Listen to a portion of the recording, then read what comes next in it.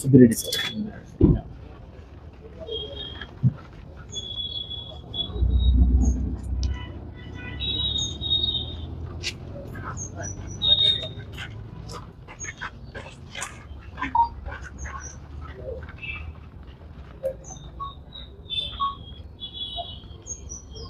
మీకందరికీ తెలుసు, మన 1 టౌన్ పరిధిలో బీజీఆర్ హోటల్లో 1వ తేదీ రాత్రి మర్డర్ జరిగింది.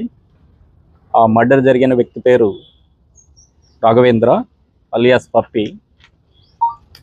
ఆయనకి రౌడీ షీట్ కూడా ఉంది 2 టౌన్ పోలీస్ స్టేషన్లో.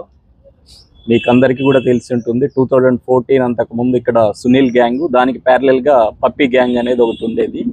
ఈ చనిపోయిన వ్యక్తి ఆ పప్పి గ్యాంగ్కి నాయకుడు.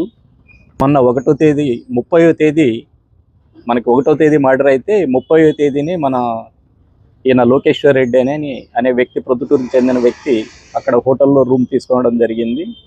హోటల్ రూమ్ తీసుకొని మళ్ళీ 1వ తేదీ రాత్రి ఈ సునీల్, ముజీబు వీళ్ళంతా కలిసి తాగుతునేటప్పుడు ఈ చనిపోయిన వ్యక్తి ఈ లోకేశ్వర్ రెడ్డికి ఫోన్ చేయడం జరిగింది.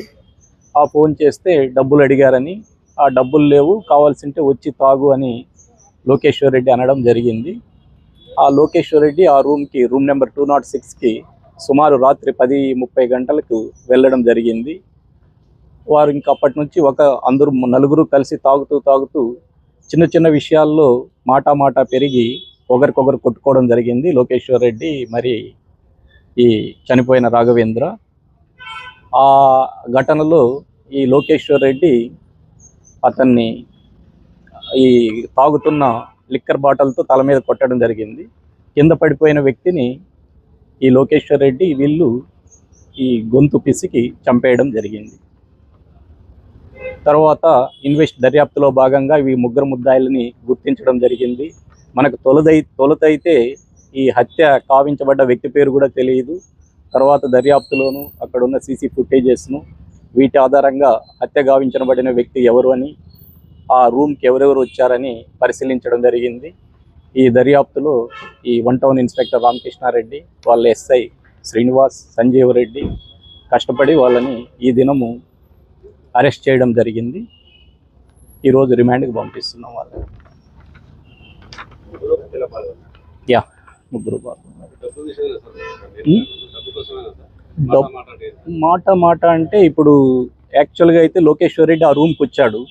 రూమ్కి వచ్చే టైంకి లోకేశ్వర్ రెడ్డి కాదు, ఈ చనిపోయిన వ్యక్తి రాఘవేంద్ర రూమ్కి వచ్చినప్పటికి లోకేశ్వర్ రెడ్డి, ముజీబు, సునీల్ ఆల్రెడీ ఉన్నారు మార్నింగ్ నుంచి. అక్కడ మార్నింగ్ నుంచి ఉన్నప్పుడు ఈ చనిపోయిన వ్యక్తి ఫోన్ చేస్తే రూమ్కి రమ్మన్నాడు. రూమ్కి వచ్చినప్పుడు ఈ చనిపోయిన వ్యక్తి లోకేశ్వర్ రెడ్డికి మాత్రమే తెలుసు, ఈ ఇద్దరికి తెలియదు. ఈ ఇద్దరు కూడా ఆయనకి తెలియదు చనిపోయిన వ్యక్తికి. అప్పుడు ఈ ముజీబ్ను ఉద్దేశించి వీడెవడు అనడము, కొద్దిగా ఆల్రెడీ తాగి ఉన్నాడు కాబట్టి వీడెవడు అంటే వీడు పలానా అంటే అబ్బా వీడేం పెద్ద పుడింగి అనడము, ఇట్లా మాట పెరగడం. సునీల్ను వీడెవడు అనడము, తర్వాత అలా మాట్లాడొద్దంటే నీదేంటి నిన్ను కూడా కొడతానని లోకేష్ రెడ్డిని అనడము. ఈ విధంగా